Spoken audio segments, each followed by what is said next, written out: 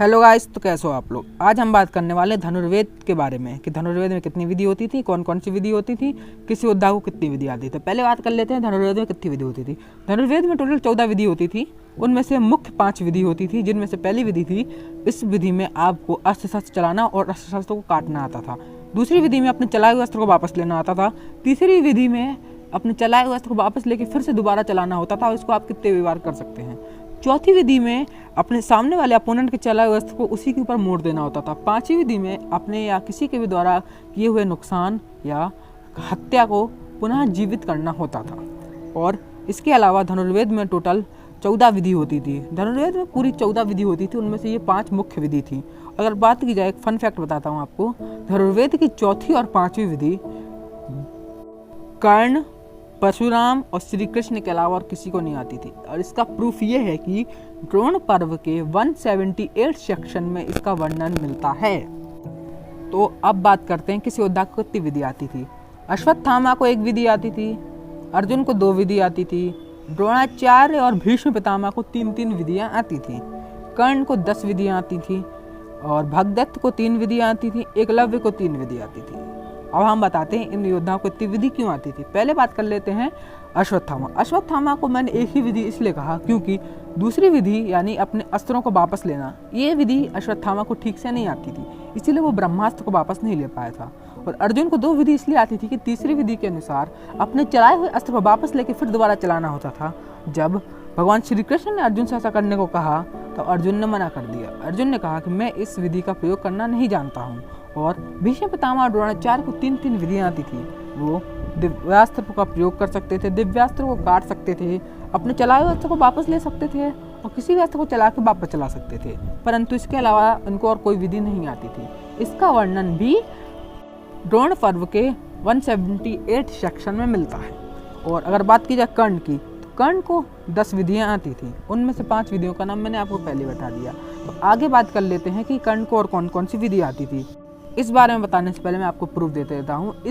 ये भी चीज़ आपको द्रोण पर्व के 178 सेक्शन में मिल जाएगा। ये तीनों एक दूसरे से लिंक खाते हैं क्योंकि द्रोण पर्व के 178 सेक्शन में ये लिखा है कि चौथी और 5वीं विधि कर्ण और परशुराम के अलावा सिर्फ श्री कृष्ण को आती थी, इसके अलावा और किसी को नहीं आती थी। इसका सीधा सीधा मतलब है कि भीष्म द्रोण को 3-3 विधि आती थी, कर्ण को 5वीं विधि आती थी और कर्ण की और जो विधियाँ आती थी उनको भी मैं बताता हूँ। तो कर्ण की 6वीं विधि ये थी कि पैरों से धनुष चलाना। कर्ण पैरों से धनुष चला लेता था। अंतिम युद्ध के दौरान जब कर्ण का पहिया भूमि में धंस गया था, तब कर्ण ने अपने विजय धनुष को अपने पैरों से पकड़ा और एक पैर से प्रतिंचा पकड़ी और हाथों से अपने रथ का पहिया निकालने लगा और पैरों से ही धनुष चलाने लगा। लेकिन कर्ण इतना कुशल और पारंगत था कि कर्ण ने अर्जुन के ऊपर एक ऐसा तीर मारा जिससे अर्जुन कांपने लगे और अपने रथ में ही गिर गए। और अगर बात की जाए 7वीं विधि की, यानी इसमें तीली से किसी भी अस्त्र को प्रयोग किया जाता था। कर्ण अपने सिर्फ तीली से ही किसी भी अस्त्र को प्रयोग कर सकता था, किसी भी चीज़ को अस्त्र का प्रयोग कर सकता था। 8वीं विधि मस्तिष्क विधि। इस विधि में आपको अपने दिमाग से ही किसी अस्त्र को बुलाना पड़ता था। कर्ण ने इस विधि का प्रयोग 2 बार किया था, 11वें दिन और 17वें दिन। कर्ण ने दोनों बार ब्रह्मास्त्र को प्रयोग किया था, दोनों बार इनविजिबल ब्रह्मास्त्र था। कर्ण का ब्रह्मास्त्र अजय था, वो कभी हारता नहीं था। कर्ण अपने दिमाग से ही ब्रह्मास्त्र का प्रयोग कर सकता था। इस विधि का ज्ञान सिर्फ और सिर्फ कर्ण को था और भगवान को था। 9वीं विधि यानी रात्रि में युद्ध करना। अभी बोलोगे ये विधि तो अर्जुन को भी आती थी। अर्जुन को ये विधि नहीं आती थी, अर्जुन को एक टेक्निक आती थी, उसका नाम था शब्द वेदी तीर चलाना। ये टेक्निक लगभग सबको आती थी, ये कोई विधि नहीं है। और 9वीं विधि में यानी रात्रि को युद्ध करना, इस समय आपको पूरा साफ साफ दिखने लगता था और आप बहुत ही इजीली युद्ध कर सकते हैं। महाभारत के अनुसार कर्ण दुनिया के गिने चुने योद्धाओं में से था जिसको ये करना आता था और महाभारत का इकलौता ऐसा योद्धा था जो रात्रि का युद्ध कर सकता था। कर्ण के सामने खड़ा रह सके महाभारत में रात्रि के युद्ध में सिर्फ एक ही योद्धा था, वो था घटोत्कच, क्योंकि वो एक राक्षस था और उसके पास राक्षसी सेना थी और उसके पास बहुत सारी तामसी माया भी थी। और अगर 10वीं विधि की बात की जाए तो ये 10वीं विधि और सभी विधियों में श्रेष्ठ थी और इस विधि से श्रेष्ठ और कोई नहीं था। ये बहुत ही ज़्यादा शक्तिशाली विधि थी। इस विधि में अपने सामने वाले अपोनेंट के चलाए हुए किसी भी दिव्यास्त्र को अपने आम तीरों से ही काट देना होता था। कर्ण ने इसका प्रयोग कई बार किया था कर्ण अर्जुन के युद्ध के दौरान कर्ण ने अर्जुन के ब्रह्मास्त्र, ब्रह्मशिरास्त्र और इंद्रास्त्र, शक्ति अस्त्र जैसे कई अस्त्रों को अपने आम तीर से ही काट डाला था। और यही नहीं, कर्ण ने घटोत्कच द्वारा फेंके हुए चक्र को भी अपने आम तीर से ही काट डाला था। वैसे तो ये विधि भगवान को भी आती थी, परंतु पूरे हिंदू धर्म में सिर्फ और सिर्फ कर्ण था जिसने इस विधि का प्रयोग किया था। उसके अलावा पूरे हिंदू धर्म में ऐसा कोई योद्धा नहीं था जिसने कभी ब्रह्मास्त्र को अपने आम तीरों से काटा हो। यहाँ तक कि रावण और मेघनाथ को ही सिर्फ और सिर्फ 3 से 4 विधियाँ ही आती थी, उनको भी 5 विधियाँ नहीं आती थी। अब कुछ लोग कमेंट में कहेंगे कि अगर कर्ण परशुराम जी का शिष्य था, कर्ण को 10 विधियाँ आती थी, तो भीष्म और द्रोण को क्यों नहीं आती थी? तो इसका रीज़न सिंपल सा है कि द्रोणाचार्य ने परशुराम जी से अस्त्र शस्त्र दान में मांगे थे और भीष्म पितामह ने कुछ ही दिनों के लिए परशुराम जी से शिक्षा ग्रहण की थी। उन्होंने पूरी शिक्षा कभी ग्रहण नहीं की। सिर्फ अस्त्र शस्त्र ले लेने से आप किसी के पूर्ण तरह शिष्य नहीं हो जाते हो। कर्ण ने परशुराम जी के साथ 12 से भी ज़्यादा साल गुजारे थे। उसने परशुराम जी से उनकी पूरी विद्या सीख ली थी।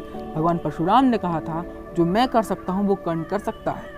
और अगर बात की जाए कर्ण को 10 विधियाँ आती थी, तो ये उसी का रीज़न है क्योंकि कर्ण ने अपना बहुत ज़्यादा समय दिया था।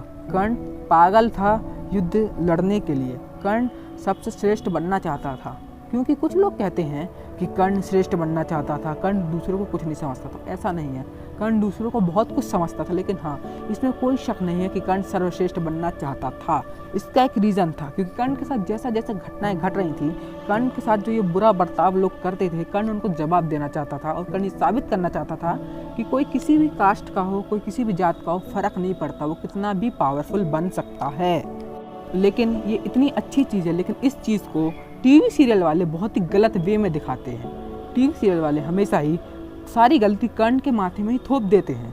यहाँ तक कि मैं तो अचंभित रह गया था स्टार प्लस वाले टीवी सीरियल को देख के। लोग उसको सच मान लेते हैं, लेकिन मेरे हिसाब से तो अगर BR चोपड़ा के बाद कोई सबसे बेकार और सबसे ज़्यादा गलत टीवी सीरियल है तो वो वही टीवी सीरियल है। उसमें यहाँ तक कि कुंती द्वारा त्यागे हुए कर्ण को भी कर्ण की ही गलती बता दी थी। आखिरी में कर्ण से ही माफ़ी मंगवा दी गई थी। वाह, इन लोगों को TRP चाहिए और अर्जुन की चमचागिरी चाहिए। इसके अलावा इन लोगों को और कुछ नहीं आता है। हर गलती ही कर्ण की होती थी, हर गलती ही द्रोणाचार्य की होती थी, हर गलती ही कौरवों की होती थी। पांडव तो दूध के धुले थे ना। इसके ऊपर भी मैं वीडियो बनाऊंगा और पांडवों का पूरा चिट्टा हिट्टा खोल दूंगा कि पांडवों ने कितने अच्छे अच्छे कर्म करके रखे थे और कितने कुकर्म करके रखे थे। इन सब के ऊपर वीडियो आएगी। आपको हमारी वीडियो कैसी लगी कमेंट सेक्शन में बताइए। हमारे भी इस वीडियो को सब्सक्राइब कर दीजिए, हमारे इस चैनल धर्मोलॉजी को सब्सक्राइब कर दीजिए, इस वीडियो को लाइक कर दीजिए, इस वीडियो को शेयर कर दीजिए। जय श्री कृष्ण, हर हर महादेव।